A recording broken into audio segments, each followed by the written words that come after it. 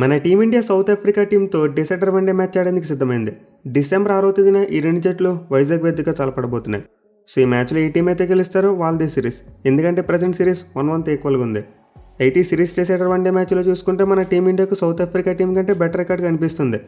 అంటే మన వాళ్ళు చివరి ఆడిన 10 వన్డే సిరీస్ డిసైడర్ మ్యాచెస్లో 8 గెలిచారు, వేరే సౌత్ ఆఫ్రికా టీం 3 గెలిచారు. బట్ ఎనివే ఈ సిరీస్లో సౌత్ ఆఫ్రికా టీం ఎంత అద్భుతంగా పెర్ఫామ్ చేస్తుందో మనం కళ్ళారా చూసాం.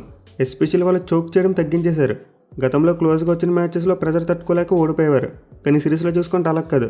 ఫస్ట్ వన్డే మ్యాచ్లో ఓడిపోయారు అనుకున్న స్థితి నుండి వాళ్ళైతే మన టీమిండియాని బీట్ చేసే రేంజ్కి వచ్చేసారు. వేరే సెకండ్ వన్డే మ్యాచ్లో చూసుకుంటే కంఫర్టబుల్గా మన టీమిండియాని బీట్ చేశారని చెప్పుకోవచ్చు. సో దీంతో థర్డ్ వన్డే మ్యాచ్ అయితే అంత ఈజీగా ఉండదు. ఖచ్చితంగా మరోసారి రెండు జట్ల మధ్య మంచి కాంపిటీషన్ ఎక్స్పెక్ట్ చేయవచ్చు. మెయిన్లీ మరోసారి రన్ ఫెస్ట్ చేసేందుకు చాలా ఎక్కువ అవకాశాలు కనిపిస్తున్నాయి. సో ఈ మ్యాచ్ ఆడబోయే వైజాగ్ వికెట్ చూసుకుంటే చాలా వరకు బ్యాటింగ్ ఎక్కువగా అనుకూలిస్తుంది. మెయిన్లీ గ్రౌండ్లో గతంలో భారీ స్కోర్లు రావడం చూసాం. దీంతో ఈ మ్యాచ్లో కూడా మరోసారి మనం బ్యాటింగ్ ఫైనల్ వికెట్ని ఎక్స్పెక్ట్ చేయవచ్చు. పైగా సిరీస్లో చూసుకుంటే ఫస్ట్ మ్యాచెస్లో మంచి ఫ్లాట్ వికెట్స్ ఇచ్చారు, అది కూడా బౌలింగ్కి ఫ్రెండ్ లేకుండా రాయ్పూర్ పిచ్ను బ్యాటింగ్ పిచ్గా మార్చడం చూసాం. సో దీంతో ఈ మ్యాచ్లో కూడా మనం చాలా వరకు బ్యాటింగ్ అనుకూలించే పిచ్ని చూసేందుకు ఎక్కువ అవకాశాలు కనిపిస్తున్నాయి. బట్ ఎనివే ఈ వైజాగ్ పిచ్ కొన్ని సందర్భాల్లో డిఫరెంట్గా బిహేవ్ చేస్తూ ఉంటుంది. అంటే చివరికి ఈ గ్రౌండ్లో జరిగిన వన్డే మ్యాచ్లో చూసుకుంటే చాలా లో స్కోర్స్ వచ్చాయి. ఇన్ఫాక్ట్ మన టీమిండియా ఆస్ట్రేలియా టీం అయితే ఘోరంగా ఓడిపోయారు. ఫస్ట్ బ్యాటింగ్ చేసి కేవలం 26 ఓవర్స్లోనే 117 పరుగులకు ఆల్అౌట్ అయిపోయారు. సో దీంతో వైజాగ్ పిచ్ ఎలా బిహేవ్ చేస్తుందో కొంతవరకు అంచనా వేయడం కష్టమే. బట్ ఇన్ ఐడియల్గా చూసుకుంటే మాత్రం ఎక్కువగా బ్యాటింగ్ ఫ్రెండ్లీగా ఉంటుంది. At the same time face bowlers కూడా బాగా అనుకూలిస్తుంది. అయితే అనుకూలించడం అనేది ఎప్పుడు ఎలా ఉంటుందో తెలియదు. ఒక్కోసారి కంప్లీట్లీ బ్యాట్స్మెన్కి అనుకూలిస్తుంది, మరోసారి చూసుకుంటే పేస్ బౌలర్స్ బీభత్సంగా వికెట్లు తీస్తారు. ఇన్ఫాక్ట్ చివరికి గ్రౌండ్లో జరిగిన రంజీ మ్యాచ్లు చూసుకుని లో స్కోర్స్ వచ్చాయి.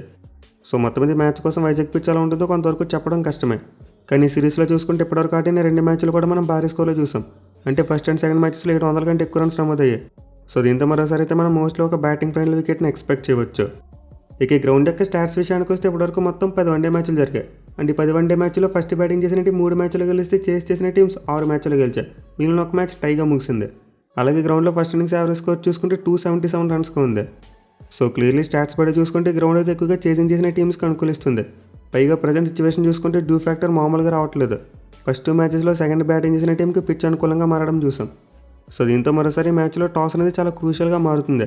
అంటే ఏ టీం అయితే టాస్ గెలిచి ఫస్ట్ ఫీల్డింగ్ తీసుకుంటారో వాళ్ళకి ఎక్కువ మ్యాచ్ గెలిచేందుకు అవకాశాలు ఉంటాయి.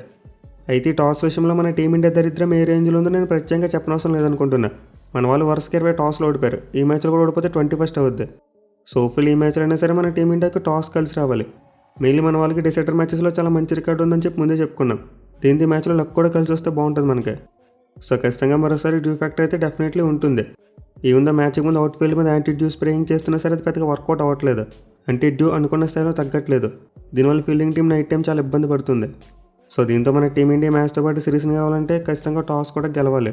అదర్వైజ్ ఈ మ్యాచ్ గెలవడం అంత ఈజీగా ఉండదు. ఇక ఈ గ్రౌండ్లో మన టీమిండియా రికార్డ్ చూసుకుంటే అద్భుతంగా ఉందని చెప్పుకోవచ్చు. మనం ఆల్రెడీ 10 మ్యాచ్లు 7 మ్యాచ్లు గెలిచారు, 2 మ్యాచ్లు మాత్రం ఓడిపోయారు. బట్ ఎనివే గ్రౌండ్లో మన టీమిండియా సౌత్ ఆఫ్రికా టీంతో ఇప్పటివరకు ఒక మ్యాచ్ కూడా ఆడలేదు. But the first time one day match ఆడబోతున్నారు ఈ గ్రౌండ్లో. అట్ ది సేమ్ టైం ముందు చెప్పుకున్నట్టే రీసెంట్గా మన టీమిండియా గ్రౌండ్లో చివరిగా జరిగిన మ్యాచ్లో ఓడిపోయారు. అది కూడా ఆస్ట్రేలియా టీం అయితే 10 వికెట్ల తేడాతో ఓడిపోయారు.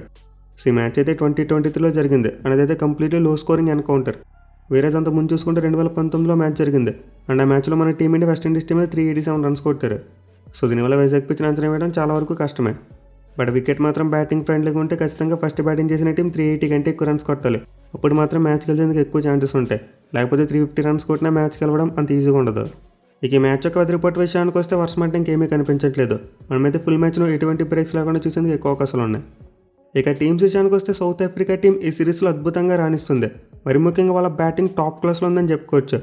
వాళ్ళ బౌలర్స్ 2 మ్యాచ్లు కూడా మరీ బీభత్సమైన బౌలింగ్ చేయలేకపోయారు. కానీ బ్యాటింగ్ చూసుకుంటే మాత్రం 2 మ్యాచ్లు కూడా చాలా బ్రిలియంట్ అని చెప్పుకోవాలి. మరి ముఖ్యంగా మిడిల్ ఆర్డర్లో మ్యాథ్యూ బ్రేజ్కే అలాగే డెవాల్ బ్రేవిస్ వీళ్ళిద్దరు కూడా ఆడిన 2 మ్యాచ్లో కన్సిస్టెంట్గా రన్స్ కొట్టారు. At the same time finishing రోల్లో మార్క్ హెన్సన్ అలాగే కార్బిన్ బాష్ ఇద్దరు కూడా చాలా చక్కగా ఆడుతున్నారు. పర్టికులర్గా కార్బిన్ బాష్ అయితే ఆడిన 2 మ్యాచ్లు కూడా చాలా అద్భుతంగా బ్యాటింగ్ చేశాడు. So definitely south Africa middle order batsmen అయితే సిరీస్లో చాలా మంచి ఫామ్లో కనిపిస్తున్నారు. వేరే టాప్ ఆర్డర్లో చూసుకుని ఏడెన్ మార్క్రమ్ లాస్ట్ మ్యాచ్లో సెంచరీ కొట్టాడు. అండ్ వాళ్ళ కెప్టెన్ టంబా బౌమా కూడా చాలా మంచి నాక్ ఆడడం చూసాం. ఇన్ఫాక్ట్ ఈ టూర్లో ఇప్పటివరకు బౌమా కెప్టెన్సీలో సౌత్ ఆఫ్రికా టీం ఒక్క మ్యాచ్ కూడా ఓడిపోలేదు. 3 మ్యాచ్లు ఆడితే 3 మ్యాచ్లో గెలిచేశారు. 2 టెస్ట్ మ్యాచ్లు అలాగే 2 వన్డే మ్యాచ్ 3 కూడా సౌత్ ఆఫ్రికా టీం అతని కెప్టెన్సీలో గెలిచిందే. So under Bavuma captaincy South Africa team ఈ టూర్లో అద్భుతంగా పెర్ఫామ్ చేస్తుంది. బట్ ఎనివే వాళ్ళకి టాప్ ఆర్డర్లో క్వింటన్ డీకాక్ ఆడిన 2 మ్యాచ్లు ఫెయిల్ అవ్వడం చూసాం. అది కూడా అతనికి ఇండియా గడ్డ మీద ప్రీవియస్గా చూసుకుంటే చాలా మంచి రికార్డు ఉంది. కానీ సిరీస్లో మాత్రం పూర్తిగా తేలిపోయాడు. సో ఇంత మ్యాచ్లో డీకాక్ కంబ్యాక్ చేయాలని చూస్తాడు. అయితే సౌత్ ఆఫ్రికా టీంకి మ్యాచ్ కోసం వాళ్ళ బ్యాట్స్మెన్ విషయంలో కాస్త ప్రాబ్లం కనిపిస్తుంది.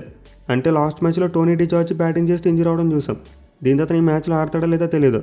ఒకవేళ అతను అవైలబుల్గా లేకపోతే సౌత్ ఆఫ్రికా టీం టోనీ ప్లేస్లో రియాన్ రికల్టన్ ఆడిస్తారు. అదర్వైజ్ టోనీ ఫిట్గా ఉంటే అతను కంటిన్యూ అవుతాడు. ఇక బౌలింగ్ విషయానికి వస్తే డెఫినెట్లీ సౌత్ ఆఫ్రికా టీంకి ప్రాబ్లం కనిపిస్తున్నాయి. మరి ముఖ్యంగా వాళ్ళకున్న ఏకైక స్పిన్ ఆప్షన్ చాలా ఎక్కువగా రన్స్ ఇస్తున్నారు. ఫస్ట్ మ్యాచ్లో సబ్రెయిన్ ఎక్కువ రన్స్ ఇచ్చాడు అండ్ సెకండ్ మ్యాచ్లో ఎక్స్పీరియన్స్ ఉన్న మహారాజ్ కూడా రన్స్కి వెళ్ళడం చూసాం. అలాగే పేస్ బౌలర్స్లో చూసుకున్న కార్బిన్ బాష్ మరియు బర్గర్ లాంటి వాళ్ళు రన్స్కి వెళ్తున్నారు. సో బౌలింగ్లో సౌత్ ఆఫ్రికా టీంకి మార్క్ హెన్సన్ మరియు లుంగింగిడి వీళ్ళిద్దరు మాత్రమే బాగా రాణిస్తున్నారు. మరి ముఖ్యంగా లుంగింగిడి లాస్ట్ మ్యాచ్లో చాలా బ్రిలియంట్గా బౌలింగ్ చేయడం చూసాం. అలాగే మార్క్ హెన్సన్ చూసుకున్నా పర్వాలేదు, మిగతా పేస్ బౌలర్స్తో కంపేర్ చేసుకుంటే అతను కూడా చాలా మంచిగానే బౌలింగ్ చేస్తున్నాడు. సో వీళ్ళిద్దరికి తోడు మిగతా బౌలర్స్ కూడా రాణించాలి. అయితే సౌత్ ఆఫ్రికా టీంకి బౌలింగ్ విషయంలో కూడా ఇంజరీ సమస్య ఉంది. గత మ్యాచ్లో నాంట్రీ బర్గర్ కూడా ఇంజరీ అయింది. తన స్పెల్ ముగించకుండానే మ్యాచ్ మధ్యలో వెళ్ళిపోయాడు. సో దీంతో ఈ మ్యాచ్లో అతను కనుక అందుబాటులో లేకపోతే సౌత్ ఆఫ్రికా టీం మళ్ళీ ఆటనల్ బ్యాట్స్మెన్ తీసుకొస్తారు. దీంతో మ్యాచ్ కోసం మొత్తమే సౌత్ ఆఫ్రికా టీం ప్లేయింగ్ లెవెన్లో 2 మార్పులు జరిగేందుకు అవకాశాలు కనిపిస్తున్నాయి. అది కూడా ఫోర్స్డ్ చేంజెస్. అంటే ఇద్దరు ప్లేయర్స్కి ఇంజరీ అయింది కాబట్టి మేబీ మార్పులు జరుగుతాయి. అదర్వైజ్ వీళ్ళిద్దరు ఫిట్గా ఉంటే South Africa team same playing లెవెన్తోనే బరిలోకి దిగుతారు. ఇక మన టీమిండియా విషయానికి వస్తే ఫస్ట్ థింగ్ ఇస్ ఫస్ట్, ఈ వైజాగ్ గ్రౌండ్ మనకి చాలా అచ్చొచ్చిన గ్రౌండ్. అంటే మన టీమిండియా వైజాగ్ గ్రౌండ్లో ఎప్పుడు మ్యాచ్లు ఆడినా సరే ఎక్కువగా గెలుస్తూ ఉంటారు. మోస్ట్ అమరెంట్లీ గ్రౌండ్ విరాట్ కోహ్లీకి చాలా అంటే చాలా ఫేవరెట్ గ్రౌండ్. చాలా ఎక్కువ రన్స్ కొడుతూ ఉంటారు. ఇన్ఫ్యాక్ట్ కొంతమంది ఫ్యాన్స్ విశాఖపట్నాన్ని కోహ్లీపట్నం అని కూడా పిలుచుకుంటారు. సో కోహ్లీకి అయితే ఈ గ్రౌండ్లో మామూలు రికార్డు లేదు. 7 వన్డే మ్యాచ్లో ఏకంగా 587 పరుగులు సాధించాడు. యావరేజ్ 97.83 అండ్ స్ట్రైక్ రేట్ చూసుకున్న 100 కంటే ఎక్కువ ఉంది. మెయిన్ ఈ గ్రౌండ్లో అతనికి 3 సెంచరీలు అలాగే 2 హాఫ్ సెంచరీలు ఉన్నాయి. అంటే ఈ గ్రౌండ్లో విరాట్ కోహ్లీ సక్సెస్ ఏ రేంజ్లో ఉందో మనం అర్థం చేసుకోవచ్చు. పైగా ప్రజెంట్ ఈ సిరీస్లో అతను ఫామ్ చూసుకుంటే బేబచ్చం. ఆడిన ఫస్ట్ 2 మ్యాచ్లో కూడా 100s కొట్టేశాడు. దీంతో ఈ మ్యాచ్లో కూడా 100 కొట్టి హ్యాట్రిక్ కొట్టాలని చెప్పి ఫ్యాన్స్ ఎక్స్పెక్ట్ చేస్తున్నారు. సో డెఫినెట్లీ మ్యాచ్లో అయితే కోహ్లీ బ్యాటింగ్ చూసేందుకు ఫ్యాన్స్ గట్టిగా ఎగపడతారు. ఇన్ఫ్యాక్ట్ ఒక ఇంట్రెస్టింగ్ న్యూస్ కూడా వచ్చింది. ఈ మ్యాచ్ కోసం ఫస్ట్ ఫేజ్ టికెట్స్ రిలీజ్ చేసినప్పుడు పెద్దగా రెస్పాన్స్ కనిపించలేదంట. అంటే రాంచీ వన్డే మ్యాచ్కి ముందు టికెట్లు రిలీజ్ చేసినప్పుడు పెద్దగా రెస్పాన్స్ కనిపించలేదంట. కానీ ఇప్పుడైతే విరాట్ కోహ్లీ ఫస్ట్ వన్డే మ్యాచ్లో సెంచరీ కొట్టాడో ఆ తర్వాత టికెట్స్ హాట్ కేక్స్లా మారిపోయాయంట. అంటే సెకండ్ ఫేజ్ మరియు థర్డ్ ఫేజ్లో టికెట్లు వదిలినప్పుడు మొత్తం సోల్డ్ అవుట్ అంట. ఒక్కటి కూడా ఇప్పుడు మిగిలిలేదు. అది కూడా విత్ ఇన్ మినిట్స్ మొత్తం టికెట్స్ అని కూడా సోల్డ్ అవుట్ అయిపోయినాయంట. సో దీన్ని బట్టి మనం అర్థం చేసుకోవచ్చు వైజాగ్ వాసులు కింగ్ విరాట్ కోహ్లీని చూసేందుకు ఎంత ఆతృతగా ఉన్నారనేది. ఇక విరాట్ కోహ్లీతో పాటు రోహిత్ శర్మ కూడా ఈ గ్రౌండ్లో చాలా మెరుగైన రికార్డే ఉంది. అతను కూడా 7 వన్డే మ్యాచ్లో 355 పరుగులు చేశాడు. యావరేజ్ 59, అలాగే స్ట్రైక్ రేట్ 99 ఉంది. ఇన్ఫాక్ట్ రోహిత్ శర్మ కూడా ఈ గ్రౌండ్లో ఒక సెంచరీతో పాటు 2 హాఫ్ సెంచరీస్ కొట్టాడు. సో బోత్ రోకకి అయితే గ్రౌండ్లో మెరుగైన రికార్డే కనిపిస్తుంది. అలాగే మన కెప్టెన్ కేఎల్ రాహుల్ కూడా ప్రీవియస్కి గ్రౌండ్లో ఒక వన్డే సెంచరీ కొట్టాడు. పైగా ఈ సిరీస్లో చూసుకున్న అతని ఫామ్ అద్భుతంగా ఉంది. 2 మ్యాచ్లో కూడా 50+ స్కోర్స్ కొట్టాడు. సో దీంతో ముగ్గురు సీనియర్ ప్లేయర్స్ కనుక మ్యాచ్లో రెచ్చిపోతే మన టీమిండియాకి డెఫినెట్లీ భారీ స్కోర్ వస్తుంది. పైగా వాళ్ళకి తోడుగా లాస్ట్ మ్యాచ్లో రుతురాజ్ గైక్వాడ్ కూడా ఫామ్లోకి రావడం చూసాం. ఒక మైండ్ బ్లోయింగ్ సెంచరీ కొట్టాడు. సో మన టీమిండియాకు టాప్ 6లో ఉన్న 4 రైట్ హ్యాండ్ బ్యాట్స్మెన్ అద్భుతమైన ఫామ్లో కనిపిస్తున్నారు. అని 4 చెలరేకపోతే ఖచ్చితంగా మన టీంకి ఈజీగా భారీ స్కోర్ వస్తుంది. అయితే మిగతా బ్యాట్స్మెన్ విషయానికి వస్తే జైస్వాల్ చాలా డిసప్పాయింట్ చేస్తున్నాడు. పర్టికులర్గా అతను 3 ఫార్మాట్ ప్లేయర్ చేయాలని చెప్పి మనమే గట్టిగా కోరుకున్నాం. కానీ వన్డే సిరీస్లో అవకాశం దొరికిన తర్వాత జైస్వాల్ అనుకున్న స్థాయిలో కొట్టలేకపోతున్నాడు. సో దీంతో ఈ మ్యాచ్లో జైస్వాల్ ఎలాగైనా సరే కంబ్యాక్ చేయాలి, ఒక మంచి నాక్ ఆడాలి. అలాగే మనకి డౌన్ ది ఆర్డర్ చూసుకున్న ఫినిషింగ్ పవర్ అంత గొప్పగా కనిపించట్లేదు. సుందర్ మరియు జడేజా ఇద్దరు కూడా లాస్ట్ మ్యాచ్లో ఫెయిల్ అవ్వడం చూసాం. సో డెఫినెట్లీ మన టీం అయితే హార్దిక్ పాండ్యా లాంటి ఫినిషర్ని మిస్ అవుతున్నారు. అలాగే అక్షర్ పటేల్ ఉన్న అతను కూడా చాలా మంచి పవర్ హిటర్. కానీ వీళ్ళిద్దరు ఒకేసారి టీంలో లేకపోవడం వల్ల మన టీమిండియాకి ఫినిషింగ్ సమస్య అయితే కనిపిస్తుంది. సో ఇంటి మ్యాచ్లో అయితే మన టీమిండియా ఒక్క విషయంలో మార్పు చేసేందుకు అవకాశం కనిపిస్తుంది. అంటే సుందర్ అలానే ఆడిన 2 మ్యాచ్లో సరిగ్గా పెర్ఫామ్ చేయలేదు.